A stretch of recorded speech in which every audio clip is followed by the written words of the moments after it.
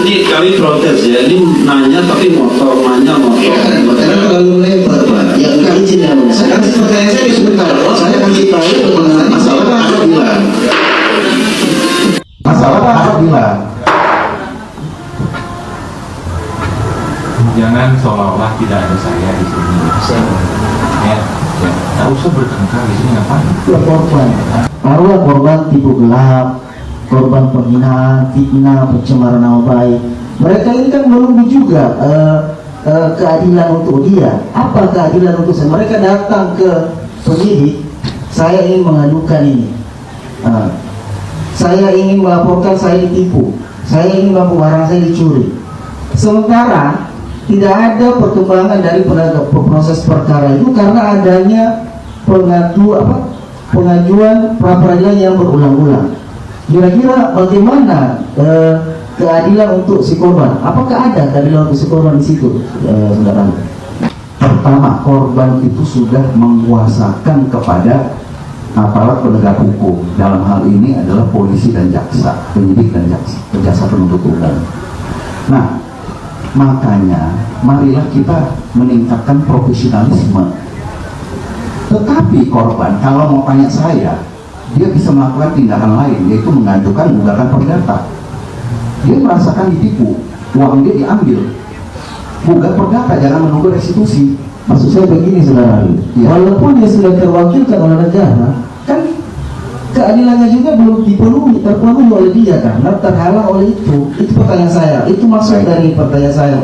Walaupun memang dia sudah diwakili oleh negara, oleh jaksa yang akan menyidangkan itu, ini kan terhalang ya, saudara Ali, terhalang pemeriksaan pokok ini. Makanya pertanyaan saya, apakah pra peradilan yang diajukan berulang-ulang itu bisa menimbulkan ketidakpastian hukum di dalam wacana negara pidana kita? Makanya saya belum selesai tadi menjawabnya, ya kan? Jadi begini, keadilan untuk korban saya belum selesai. Tadi kan saya sudah bilang, yang datang ke pengadilan itu bisa mencari keadilan, bisa mencari ketidakadilan. Bisa ada orang yang hanya mau melakukan rekayasa, mengkriminalisasi. Kita nggak tahu, perkara perdata jadi pidana. Nah, jangan kita berpendapat bahwa ini harus keadilan untuk korban. Nanti dulu, korban itu cuma melapor. Dia mengatakan bahwa saya korban, saya merasa begini. Oke. Tapi dampaknya adalah si terlapor yang menjadi tersangka bisa ditahan, bisa dihukum. Harus dipahami keadilan ini nantinya titik beratnya di mana, equilibriumnya di mana, ya, titiknya di mana. Kita nggak bisa dibilang bagaimana ini nasibnya orang. Nah, ada orang nasibnya perkaranya cuma membela diri dikenakan pembunuhan 338 waktu itu. Bagaimana ini? Terus gimana itu udah mati orangnya? Nah, dia ngerampok, dia mau malak, orang bela diri, dan dia mati kebetulan, habis darah. Jadi bukan karena pisaunya itu, alat ini juga yang bawa adalah orang itu, terus dibuat seolah-olah wah ada pisau nganggur di mana. Tapi ternyata bukan pisau. Di putusan akhirnya dibilang bukan pisau itu. Biarkan. Ini kami protes ya, ini nanya tapi motor, nanya motor. Karena terlalu lebar Pak. Yang enggak izin ya. Saya kasih pertanyaan saya sebentar. Saya kasih tahu mengenai masalah keadilan. Yang mengharuskan banding itu siapa? Kok nanya hakim nggak merintah? Emang hakim siapa? Hakim, jaksa, polisi, advokat itu setara. Menurut pasal 5 Undang-Undang nomor 18 tahun 2003. Pasal 5 itu polisi, jaksa, hakim, advokat itu setara, namanya penegak hukum. Jadi nggak bisa hakim memerintah kita tuh, tidak bisa. Kok nunggu perintah hakim tuh gimana otaknya itu? Nggak paham itu. Itu aja logikanya jelas. Nggak ada yang bisa bantah saya karena saya berdalil. Ada pasalnya, bukan kumaha aing cek Sunda mah. Ya, bukan maunya saya. Oke, lanjut. Kita terus. Bang Petrus sendiri sedikit bakal terkait soal kebebasan dalam arti kata karena di SM kita aja sudah bebas, bukan lagi dan bukan terdakwa lagi. Yang dinyatakan batal itu dakwaannya, bukan terdakwanya. Bukan terdakwanya, status dia itu melekat terus sebagai terdakwa. Dan kalau mereka selalu mengatakan bahwa jaksa harus menggunakan pasal 206, itu salah. Pilihan ada pada jaksa, mau mendakwa ulang juga hak dia, mau menyatakan banding supaya atau perlawanan ke pengadilan tinggi juga hak dia. Tapi yang diharuskan. Hanya bedanya, jaksa memilih mendakwa ulang supaya lebih cepat. Karena kalau dia banding, disidangkan di pengadilan tinggi, katakanlah pengadilan tinggi berpendapat bahwa eksepsi itu ditolak dan dakwaan diulang kembali, dia kan buang waktu. Jadi dengan membuat dakwaan baru berdasarkan pasal 75 ayat 4 KUHP, maka itu haknya jaksa. Jadi jangan mencari-cari celah, itu kesalahan besar dari tim pengacaranya yang tidak memahami hukum acara pidana. Tapi berbalik dengan statement kuasa hukumnya bahwa dia melanggar KUHP atau undang-undang dalam proses harusnya banding, itu gimana? Pilihan itu ada pada jaksa. Mau mendakwa ulang, hak dia. Mau banding juga hak dia. Jadi jangan dipaksa untuk banding. Dia tidak akan mau. Karena apa pertimbangannya? Kalau banding itu butuh waktu yang lama untuk putusan dari pengadilan tinggi. Wilayahnya. Ya, putusan dari pengadilan tinggi. Karena bandingnya ke pengadilan tinggi. Kalau pengadilan tinggi mengatakan, katakanlah ya, putusan hakim itu sudah benar, kan akan didakwa juga toh, sama saja. Jadi dia memilih praktisnya lebih baik menyusun dakwaan ulang. Begitu. Oke, untuk Bang Dehel sendiri, Bang. Satu lagi ini penting nih. Dengan kondisi ini, kalau kaitan dengan Tifa ya, dia mengaco lagi karena dia bikin prapit. Ya. Ngaco dong. Ya. Pokok perkara udah masuk, dia setback lagi, prapit. Status terdakwanya tetap. Status terdakwanya tetap. Yang batalnya surat dakwaan. Mungkin Tifa nggak ngerti hukum, oke lah, memang bukan itu. Tapi yang lawyer ini bagaimana sih? Lawyernya sahabat saya juga, Iya. Al-Katiri. Mereka memaksa bahwa jaksa harus banding. Nggak bisa. Pilihan itu ada pada jaksa. Mau banding kah, mau membuat dakwaan ulang, hak dia. Tapi kan dia bilang di pasal itu, pasal 25 tapi tidak ada yang 4 dilompatkan. Itu gimana? Dalam putusan hakim itu tidak ada pemberitahuan bahwa harus menyusun dakwaan ulang. Karena begini, hakim Anda dalam undang-undang itu sesudah putusan dibacakan, hakim memang wajib memberikan silakan melakukan upaya hukum. Itu ada, itu wajib. Tapi kalau upaya hukum yang dia pakai bahwa untuk membuat dakwaan, sah saja. Ya. Oke, Bang Dehel sendiri dia tetap tidak mau bilang mangkir, jangan membuat isu karena saat itu kemarin di Maju gimana deh? Jadi begini, kalau menurut saya, mohon maaf ya, ini sensitivitas yang dibuat mereka, bisa-bisa penangguhan dicabut oleh JPU. Itu subjektivitas ya, JPU. Kedua, saya ingin menambahi sedikit tentang rekan kami berdua ini, yaitu objek pasal 74 ayat 75 ayat 4 itu bukan objek rapid. Klausula pada pasal itu adalah apabila dia tidak berkenan dengan itu, dia ajukan ke DPR RI agar dirubah plus presiden, atau dia gugat ke MK kalau dia keberatan dengan pasal 75 itu kan undang-undang ya kan, nomor 20 tahun 2025 KUHP baru ya. Jadi begitu, bukannya dia ke prapit.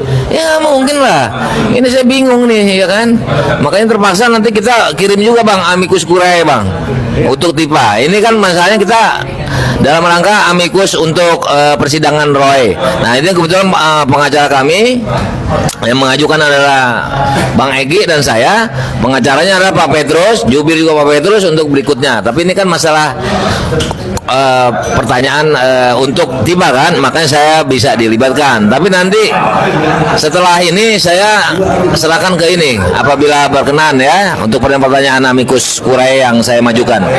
Petrus, dengan adanya prapit Suryo juga makin di sini juga akan mengadakan prapit kelima.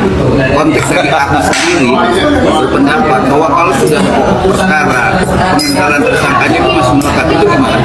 Jadi dia mau boleh prapit ya dengan cari berbagai dalil atau alasan, tapi status dia sebagai tersangka, apalagi sudah berkasnya sudah di pengadilan itu berubah menjadi terdakwa, tidak akan hilang ya.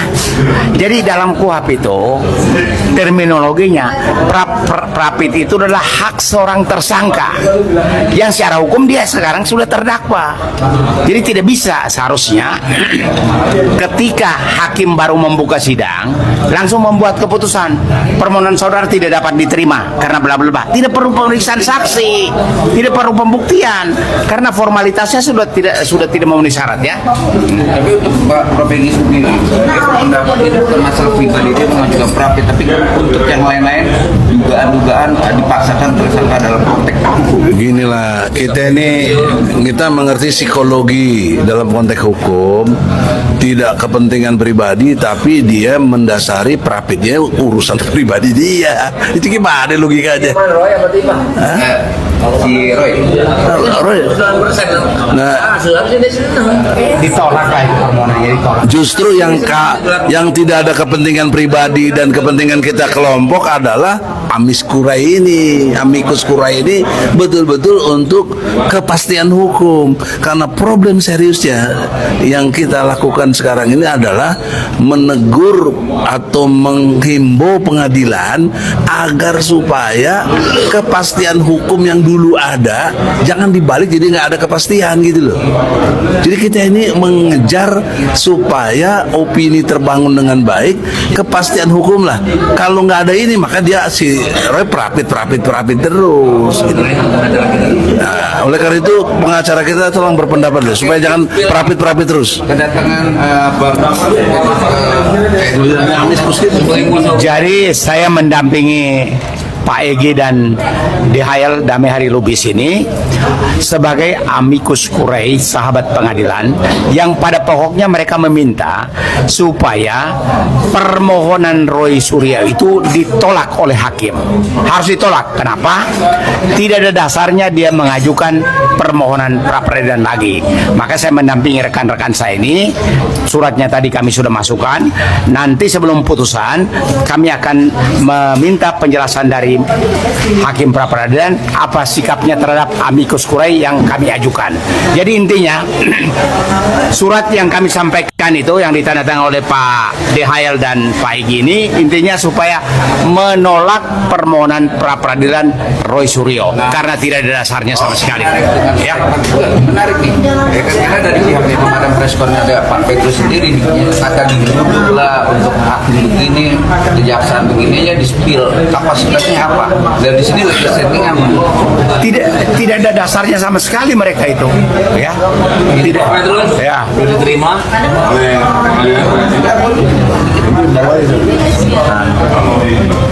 Ya, oke. Nah, kalau bicara legal standing ya, ada di pasal 5 ayat 1 Undang-Undang nomor 48 ya kan tentang pokok kehakiman tahun 2029. Jadi begitu itu dasar hukum kita, di mana ajas progresivitas. Hakim harus progresif menemukan hukum. Nah, ini kita. Jadi itu dasarnya, jangan pilih-pilih punya dasar. Ini keyakinanku, imajinasiku ya. Kalau Pak Jokowi dengar omongan abang sekarang, tahu nggak Pak Jokowi akan ngomong apa? Ya kalau diajak ya hidup sehat, kalau nggak diajak ya hidup Jokowi. Hidup Jokowi. Pilihan pertama itu gabung tetap sama Prabowo. Iya. Pilihan idealnya. Kalau lu nggak mau ajak gua bukan salah gua dong. Tapi maju sendiri realistis. Oh iya, kalau bahkan nggak realistis kan dia harus membesarkan nih. Iya. Jadi kalau gini, kalau syarat untuk maju sendiri kan cukup lolos partai itu menjadi peserta pemilu. Tidak betul elektabilitas partai sekian persen. PSI menjadi peserta pemilu berhak mencalonkan presiden. Tapi kalau cuma mencalonkan itu akan dihitung, Pak. Maka Jokowi akan pelan-pelan punah, Pak. Pengaruhnya. Nggak ada cara lain untuk meroketkan pengaruh ini, dia turun terus. Ya, sekarang kita hitung nih, dia turun di barat sekali, Lampung. Dia turun ke Indonesia Timur, Kupang. Saya meyakini dia akan turun di Indonesia Tengah, Pak. Perkiraan abang di mana tuh? Ya mungkin Jawa Barat suara yang paling banyak. 40 juta Bang, suara pemilih dulu, terbesar Bang. Indonesia. Jawa Barat kan jadi sasaran. Apakah itu di Bandung, apakah itu di Bogor dan sekitarnya, atau Cirebon, Kuningan dan sekitarnya, terbagi 3 ini? Dia akan melihat influence-nya. Hajar Lampung itu bergetar, Pak. Sumatera bagian selatan. Iya, Sumatera itu Sumbangsa. Kita anggap Sumbaksel lah sebagian. sampai plus Bengkulu kan. Ya, Bengkulu kan tengahnya. Bangka Belitung macam Palembang itu ya. Oke. Ya kan udah Sekarang gabung dia tes Sumbangsel nih apa Kupang. sekarang, kan? Ya, NTT itu bergetar Pak, Maluku dan segalanya. Iya, Indonesia Bergetar. Timur lah ya. Timur lah. Ya tes lagi tengah nih. Nah, saya meyakini bahwa kalau dia turun ke Jawa Barat, pasti apakah itu dibuat ataukah memang itu asli pendukungnya, itu akan lebih besar daripada 2 tempat itu. Karena Karena memang mata Iya. itu besar dan Amplifikasinya. memobilisir orang lebih dekat. Nah, Bang, dan tipenya, sorry Bang, KDM dan Jokowi ini memiliki Ya, karakter hampir mirip sama lah. karakter sirkus politik yang relatif Iya. mirip-mirip. Ya, istilahnya Mulyono Mulyana nih, Bang.